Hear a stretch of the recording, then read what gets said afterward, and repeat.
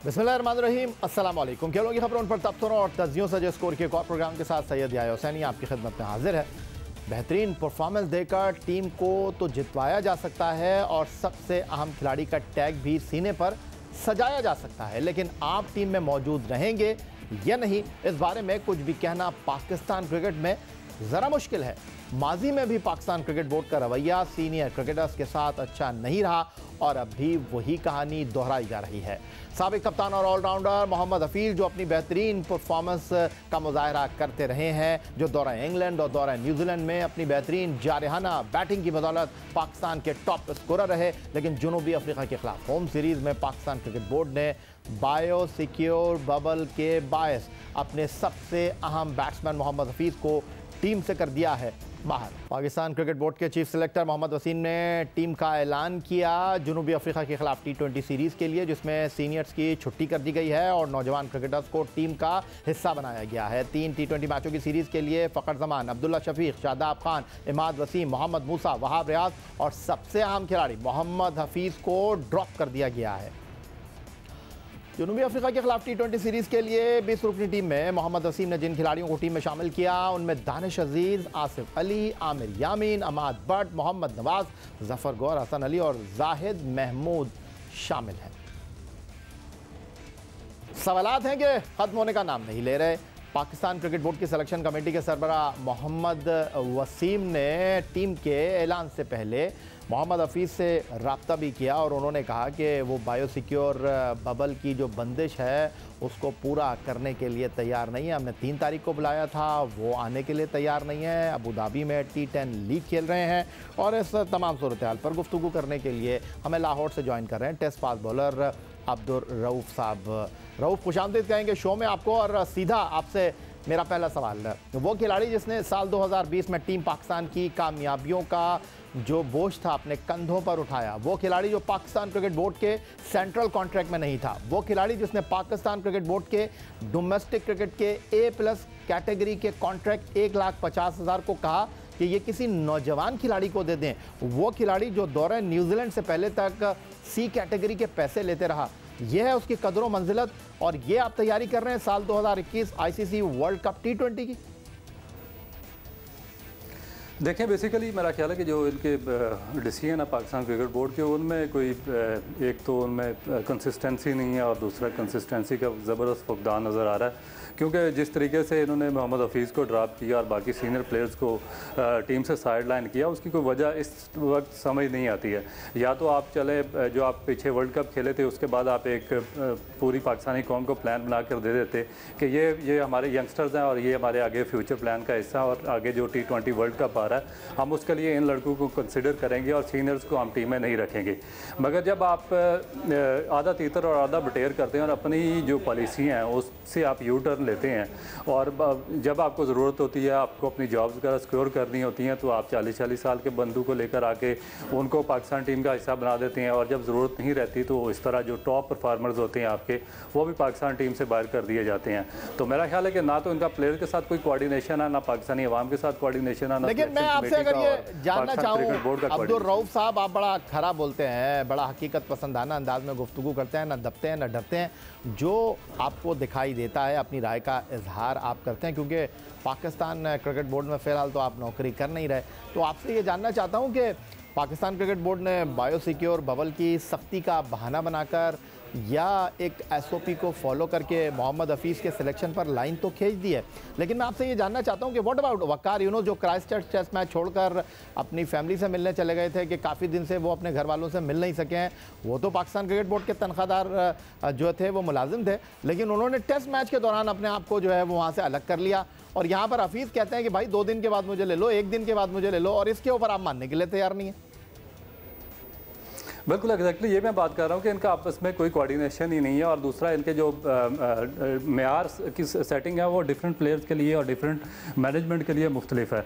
तो मेरा ख्याल है कि इनको एक ही मेयार पे सबको परखने की ज़रूरत है, और जो पाकिस्तान टीम के लिए या पाकिस्तान के लिए ज़रूरी है उसको डेफिनेट सेलेक्ट करना चाहिए। और मेरा ख्याल है कि जहाँ तक T10 क्रिकेट की आप बात कर रहे हैं जो कि अबू धाबी में खेली जा रही है, उसमें इनको जो पाकिस्तान के करंट प्लेयर्स थे उनको अलाउड ही नहीं करना चाहिए था पाकिस्तान क्रिकेट बोर्ड को। आप कैसे जो इतने हाई क्वालिटी प्लेयर्स जो जो आपको टेस्ट वनडे या T20 के लिए आपको रिक्वायर्ड है, आप उनको एक ऐसे मज़ाहिया किस्म के टूर्नामेंट के लिए खेलने के लिए भेज देते हैं और उसके बाद फिर आप इस तरह के बहाने बनाकर पाकिस्तान कौम को बताते हैं कि ये जो बायो बबल स्कोर्स है या जिस तरह के जो मेयार हैं इन पर पूरा नहीं उतरते और हमने उनको टीम से साइडलाइन कर दिया।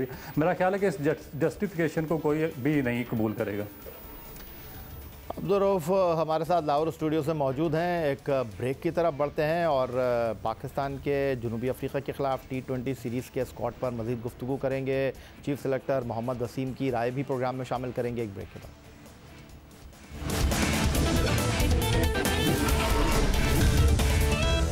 साबिक कप्तान मोहम्मद हफीज़ को T20 टीम से ड्रॉप कर दिया गया है। T20 टीम के सबसे अहम बैट्समैन मोहम्मद हफीज़ इस वक्त अपनी बेहतरीन फॉर्म में है। मोहम्मद हफीज़ ने इंग्लैंड के खिलाफ T20 सीरीज में 2 इनिंग्स में 155 की औसत से 155 रन बनाए। दौरा इंग्लैंड में मोहम्मद हफीज़ का बेहतरीन स्कोर नाकाबिल शिकस्त 86 रन रहा और टूर पर हफीज़ ने 2 निफ सेंचुरियां स्कोर की।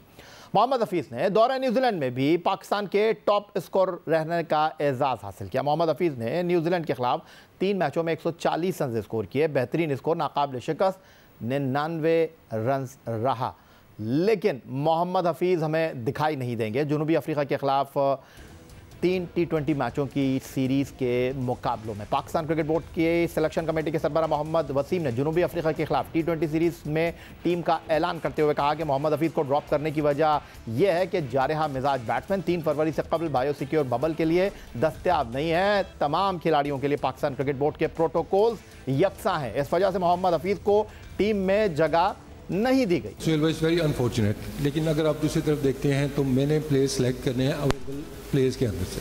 उनकी प्लेयर्स की अवेलेबिलिटी होगी तो उसके बाद उनको सिलेक्शन के लिए कंसिडर किया जाएगा। तो अनफॉर्चुनेटली सिनारियो ऐसा बन गया कि जिसके अंदर अगर हम देखते हैं जो टीम की रिक्वायरमेंट है, जो कोविड के प्रोटोकॉल्स हैं, वो जो सेट किए गए हैं उसको मीट करना हर प्लेयर के लिए ज़रूरी है कि आपने थर्ड को आके बबल ज्वाइन करना है। तो अगर वो कोई प्लेयर थर्ड को नहीं आ सकता और वो वो बिजी हैं कहीं और, तो ऑब्वियसली फिर वो स्क्वाड का हिस्सा नहीं बन सकते, तो वो कैटेगरी में आ जाते हैं कि ही इज़ नॉट अवेलेबल। तो उनकी अवेलेबिलिटी होती तो डेफिनेटली वो हमारे इस टाइम प्रोफिलिक बैट्समैन हैं, परफॉर्मेंस अच्छी दे रहे हैं, तो स्क्वाड का हिस्सा होते, but unfortunately he is not available to join the team on the time. गुफ्तगू करने के लिए अब हमारे साथ मौजूद है जनाब पिंडी से पाकिस्तान क्रिकेट बोर्ड की सिलेक्शन कमेटी के सरबराह मोहम्मद वसीम, जिन्होंने 18 test match 25 one day international Pakistan के लिए खेले और अपने पहले ही टेस्ट मैच में सेंचुरी बनाने का एजाज़ हासिल किया और अब तक 2 टीमों का इंतखाब कर चुके हैं। लेकिन मोहम्मद वसीम साहब, सबसे पहले तो आपका बहुत शुक्रिया हमारे प्रोग्राम को वक्त देने के लिए। और पहला सवाल ही मेरा आपसे ये है, क्या वाकई लचक का मुजाहरा नहीं कर सकता था पाकिस्तान क्रिकेट बोर्ड, क्योंकि जो खिलाड़ी 3 तारीख को आ रहे हैं वो भी तो 2 कोविड टेस्ट देने के बाद ही एलिजिबल होंगे बायोसिक्योर बबल में प्रैक्टिस करने के हवाले से। क्या पाकिस्तान क्रिकेट बोर्ड एक परफॉर्मर के लिए इतनी लचक नहीं दिखा सकता था? अस्सलाम वालेकुम जया जी। वालेकुम। और देखिए, हफीज का अभी मैं आपको समझा था कि आप वर्ड यूज कर रहे हैं ड्रॉप होने का। हफीज इज नॉट ड्रॉप्ड, ये तो आप एक क्लियर चीज कर ले कि हफीज टीम से ड्रॉप नहीं हुए हैं।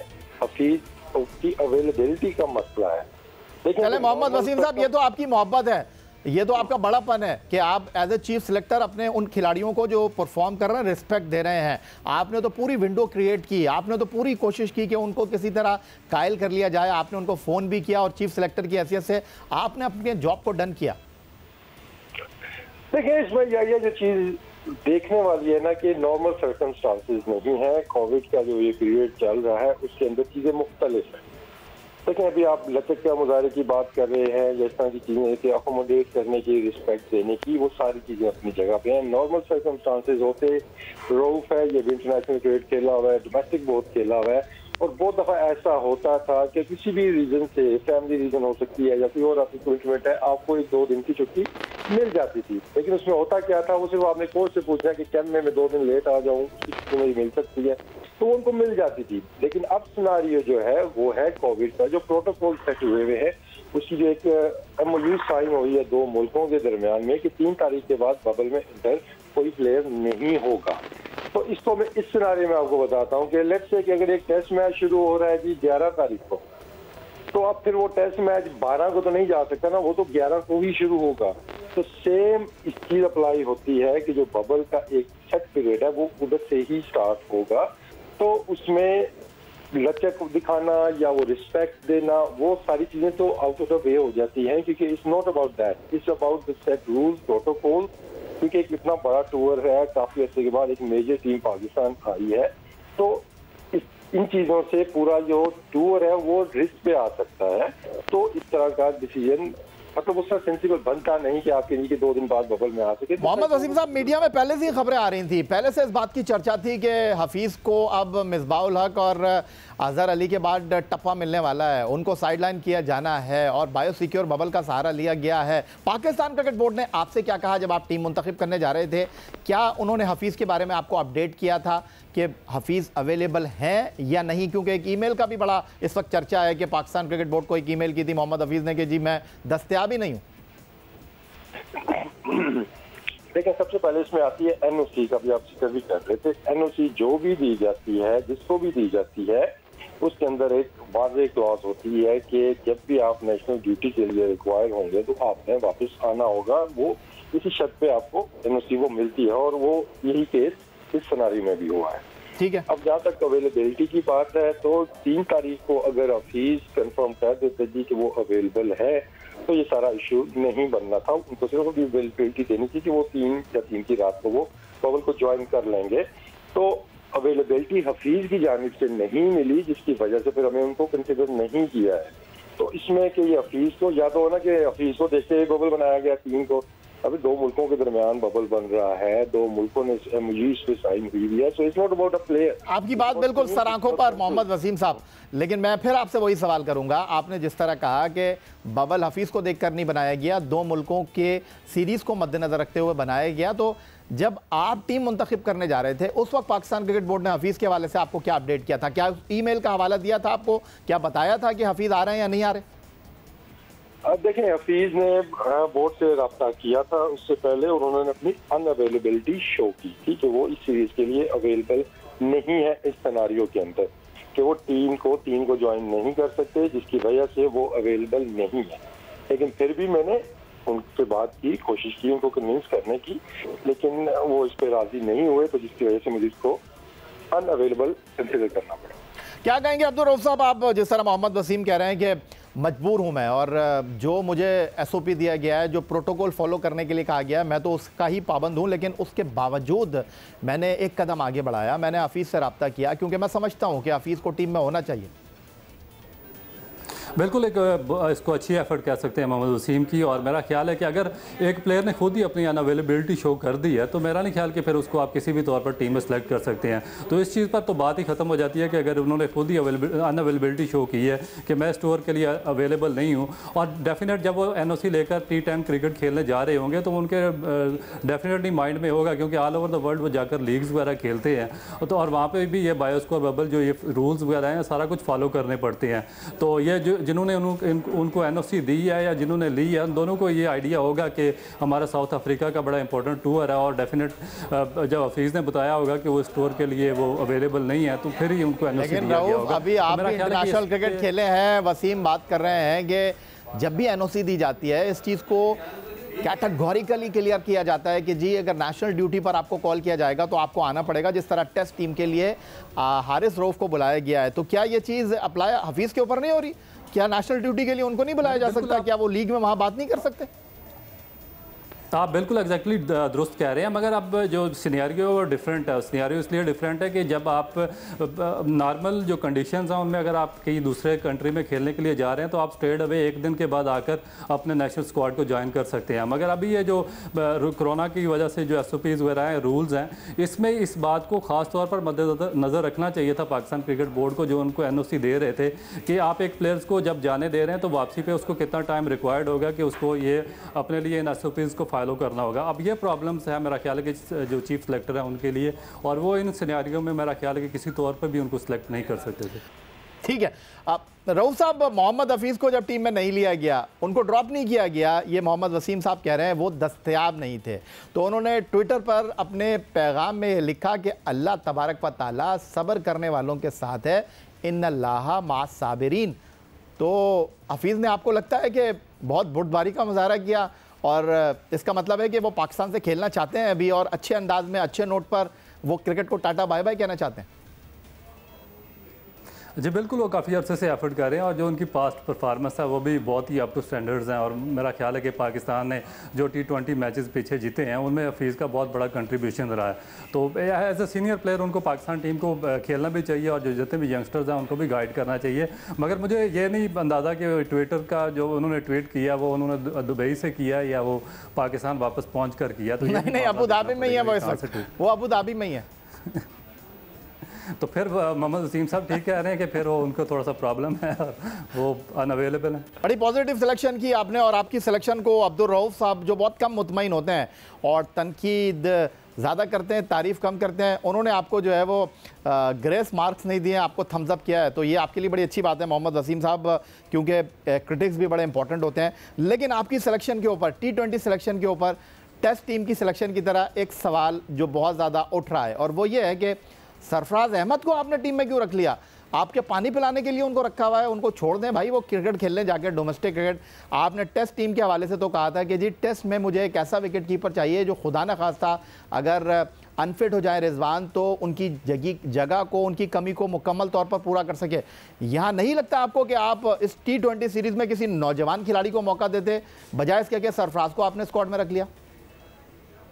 देखिए जाइए, इस पे मैंने कल भी एक्सप्लेन एक चीज़ की थी कि देखिए हमने अपने जो विकेट कीपर्स हैं हमने उनका जो शॉर्ट लिस्ट कर ली है, उसमें अभी 3 से 4 कीपर हमारे पास हैं। इसमें रिजवान है, सरफराज है, सुहेल है और उसके बाद आजम खान है कि जिनकी परफॉर्मेंसेज हैं।